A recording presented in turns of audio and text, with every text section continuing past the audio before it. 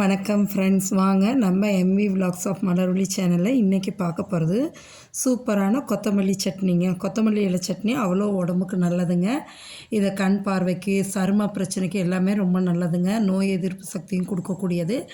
நம்ம டெய்லி லைஃப்பில் சாம்பார், சட்னி, ரசம், ஈவன் பொரியல் எது செஞ்சாலுமே கொத்தமல்லி இல்லாமல் நம்ம செய்ய மாட்டோம். எல்லாமே இப்போ அந்த எல்லா டிஷ்லேயுமே வந்துட்டு இந்த கொத்தமல்லி இலை போட்டு செய்வோம்.